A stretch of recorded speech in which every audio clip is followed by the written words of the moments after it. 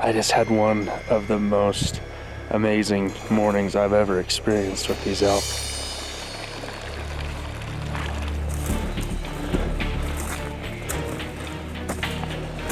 It's only Monday, so we got 4 more days with these guys, and Travis is up to bat. Hopefully we can find one of those other big bulls that we saw. We're back with another heart-pounding, big bull bugling edition of Wild Country right here on DoD TV. Will our expert guide Austin Land help some outdoor industry folks wrap their hands around some serious bull bone in Utah? Hopefully. We got another storm coming. Hopefully we can get up to him before it starts dumping. Stick around to the end and let us know if you've ever seen a rack as unique as the one on the OCTO-BULL. Finally caught up to the OCTO-BULL.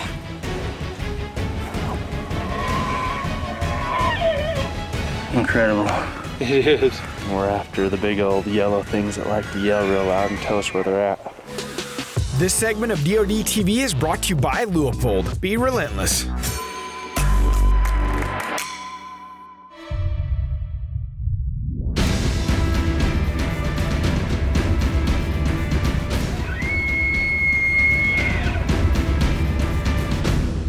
Welcome back to another episode of Wild Country right here on DeerCast and DoD TV. So it's October 1st and I am itching to get back after these mule deer. But we got one more week of elk with Bruce Pettit from Leupold, who loves the elk. So one more week with that and then we're on to the mule deer. My dad was out there the week before and said, hey Austin, you better go check out this basin. There's a couple really nice bulls that'll probably cater to Bruce and Travis really well. Well, it's Sunday, September 30th, I believe, and we got a fun group. We got Bruce Pettit coming in from Leupold. He's bringing a guest, and we're after the big old yellow things that like to yell real loud and tell us where they're at. I hiked down off the ridge. It's about a 3-mile hike in, and the wind is howling, and I'm like, great, this is a big open basin. I'm not gonna see any elk. But lo and behold, I get down there, and it's pandemonium, chaos. There's bulls everywhere, running cows. It's amazing. I just had one of the most amazing mornings I've ever experienced with these elk. Keep in mind it's 8:15 in the morning. I started glassing about 7, and I've probably seen 40 bulls, 5 of which are probably that 350 class type range. At any rate, we should have a fun week with these guys chasing these bulls. Hopefully I got a big 6x7 I found that I'd like to try and get a closer look at with them. 2 real big 6-points with giant 4s. Then just one other really pretty 6-point. He's actually laying within gun range right now. Monday morning, these bulls better watch out. The great thing about this is the elk are at full rut. All the mature bulls are with the cows. You're not having to weed through all the young bulls. All the big bulls are out and running around. Let's bring Bruce and Travis down in here. Back in the saddle where we were yesterday morning, and found one of the bulls I saw yesterday. So Bruce is up to bat, and we're gonna see about 900 yards from it now. Let's see if we can cut the gap to about 200 or 300. Everybody might get a little bit nervous when they're going to hunt with a CEO or a president of one of these big outdoor industry companies, but I like the anxiety, I like the anticipation of going and chasing big bulls. And the first bull that we find when we get down there is a beautiful 6x6. Travis elected to pass. Bruce, you're up to bat. So we're about 400 yards from this bull now. Bruce is up to bat. He's bedded. We got Travis up with the radio across the canyon about 1,000 yards away. And all we gotta do is go up this pine face across the way. We should be about 150 out from him. So, fingers crossed. So we quickly decide a game plan. We leave Travis up with the radio. We drop down, cross the creek, and up the other side we go. About 50 yards to go. And we should be right across from the bull.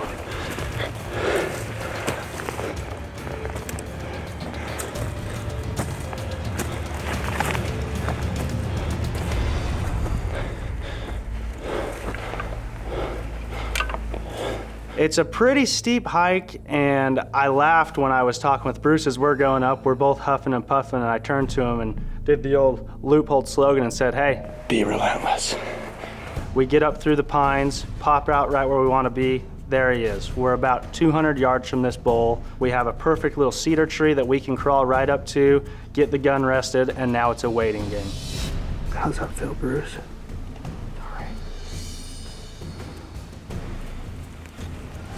All right, watch him. He's moving his head around.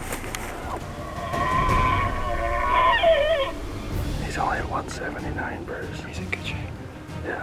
Wait, wait, wait. We sat there forever, it seemed like.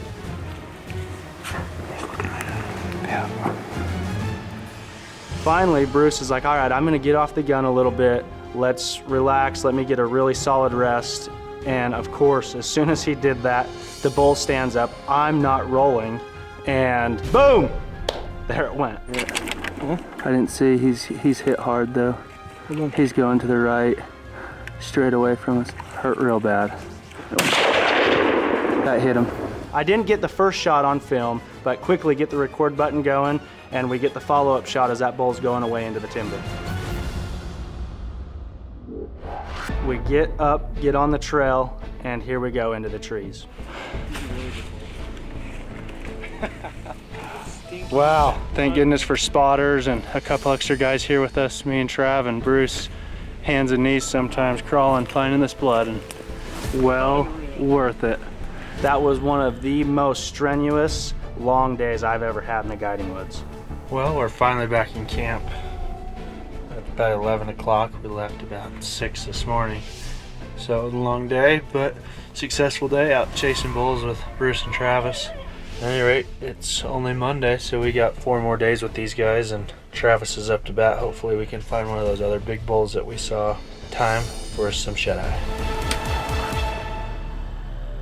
So when first I met Travis, he told me, hey, I've killed a lot of bulls and a lot of good bulls. So either A, it's gonna be a real big bull, or B, it's gonna be really unique.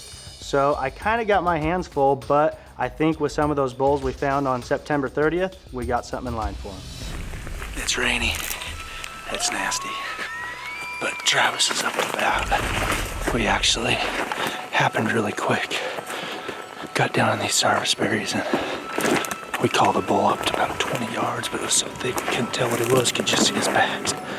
And then got around to see what he was, about 70 yards, and he was a decent bull, young bull, probably 5 or 6 year old, 320 type bull, so we gonna keep looking. The first day we go back to the same exact spot we started with Bruce. We see a ton of bulls, it's really good activity, but we're just not seeing the caliber of bull that he wants to see. We all joked back at camp, you know what, you're either gonna have to find him a giant or you're gonna have to find a unicorn. And guess what? We found one. He's got an extra antler growing out of his forehead, which later on we named the OCTO-BULL, looking like octopus tentacles coming out of his forehead. Wednesday, 3rd day of the hunt, and we found Travis, a bull that he wants to go after to kill. So he's really funky. He's got 5 or 6 points right off his base on his left side, and big pretty 6 on his right. So we're same scenario as we were with Bruce. We gotta kind of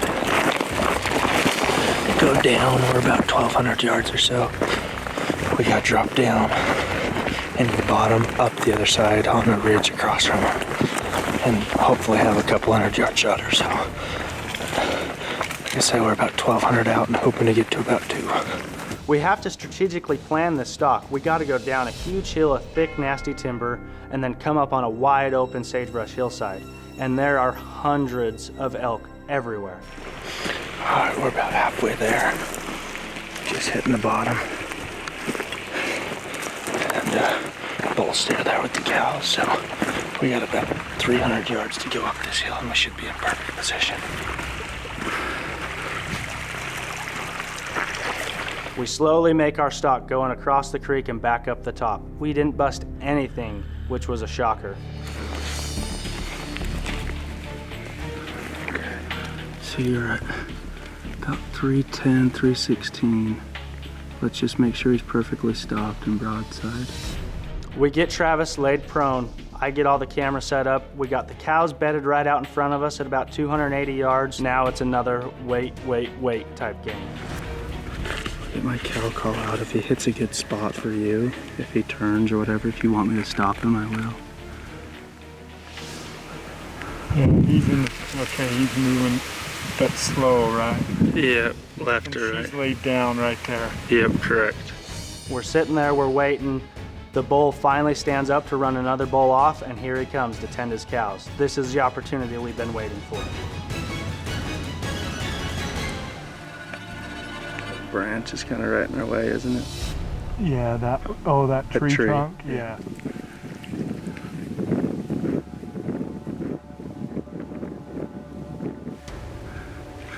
One more range.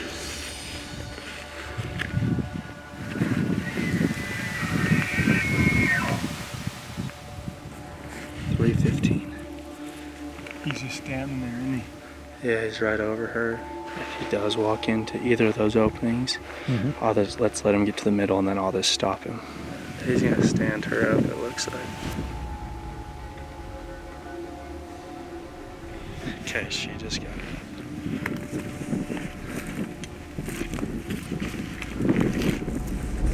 He's turned and, well, I'm gonna guess he's gonna turn and follow her.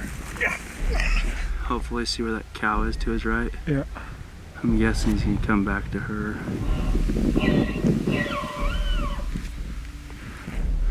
He's got 3 other cows laying about 40 yards our way. He's going up and kind of to the right.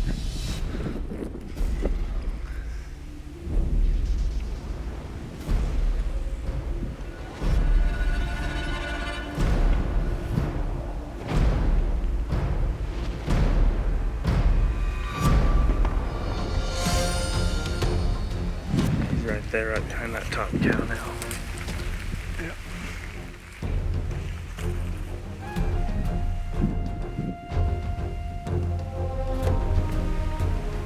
The cows down to the left are at 305. Okay.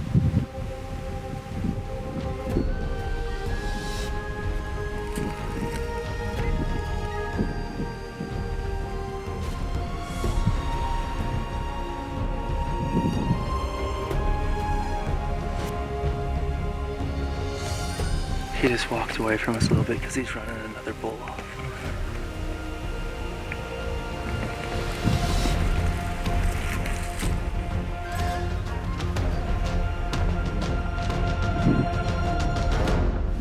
He's just straight above him. He's paralleling the cows. Oh, is he? Yeah. As he comes out, Travis gets ready. Bull pushes out into the wide open. Here we go. How far? 320 right there. Let me just double check 1 sec.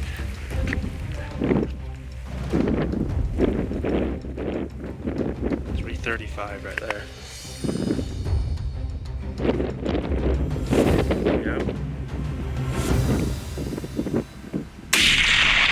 Hit him again. Load another. He's standing in the same spot. I don't know if you hit him. I couldn't see where it went. Hold right on his spine.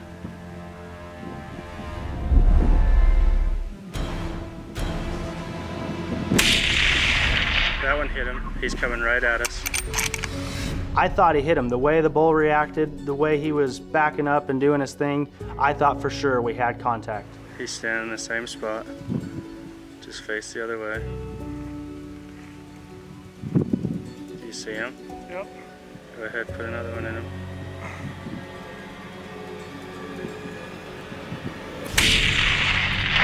Okay, load another. I'm out. I need... Where are you at? I don't have the 3 you had, sorry. Can you hear me? After a couple more shots and the bull going over the hill looking okay, we went back and replayed the footage and it was clear 3 misses. Did Bruce hear whop? Bruce, could you hear smacks going on? I couldn't. He's moving to my left. Well, we just replayed the footage on the little camera and it looks to us that it could possibly be 3 misses. We could see some dirt flying, but we're gonna get back to the house and watch it on a big screen And if it's confirmed 3 misses, either way, we're gonna go shoot the rifle one more time just to make sure it didn't get bumped from, it was real wet this morning. We were slipping and falling all over the place. But Trav just told me it's that bull or nothing, so we got a fun couple days ahead of us. Our hopes are low, but Travis is putting his foot down and saying, I'm not doing anything else. That's the bull he wants, so we're going back the next morning. So we wake up the next morning, and of course, it's pouring down rain. So we're sitting there, and me knowing that's our only bull and that's the bull we gotta find, I just stay relentless in the glass. I know that he's close, I know he's in the area. Sometimes as a guide, you gotta be the ultimate hype man. So after hours and hours in the glass, getting rained on, it's foggy, fog's rolling in and out, we're starting to lose hope. It's getting to the time where, well, should we back out? Should we go to lunch? And not another 5 minutes go by, and guess who shows up? But the downside, it's still pouring. So I have my camera in the bag, wrapped up in my rain gear. The bull comes out, pushing cows, bugling. We have one little window in the Sarvis berries. As this bull comes out, we range him one more time, 315 yards, and Travis lays the hammer down. Well, we weren't able to get it on video. It's been raining and pouring and blowing sideways, and finally caught up to the OCTO-BULL, the bull we missed yesterday. And about the same shot, same basin. We were about 315 yards, and Travis put the hammer on him. Hopefully, we got another storm coming. Hopefully we can get up to him before it starts dumping. After getting a shot at this one bull and him being so particular about the bull he wants, to then saying this is the only bull we're going after, the stress level was high, and now it's time to celebrate. OCTO-BULL is down. Look at that gnarly stuff. Incredible. It is. Well, we're wrapping up an awesome week. We were able to get Bruce Pettit, the president and CEO of Loophole, an awesome bull on opening day, and then hunted a couple more days and got the OCTO-BULL for Travis Hall. Now, we just went out, and to finish all the hunters for this week, was able to get phone scope footage of a nice mature buck being harvested. So that's a wrap of week 7. We're over the hump and we're halfway through fall of 18 here with Wild Country. Anyway, awesome end to week 7. It was a grind. I mean, it was hard, but that's what makes the harvest of the animal and the success of the hunt so much sweeter. Thank you for watching this episode of Wild Country. Every hunt starts with a game plan, like knowing when and where to strike. So get DeerCast and get ahead of your game. We're adding new videos every week, so make sure to click that subscribe button and check out all of our amazing content. This segment of DoD TV was brought to you by Ram Trucks. Guts, Glory, Ram.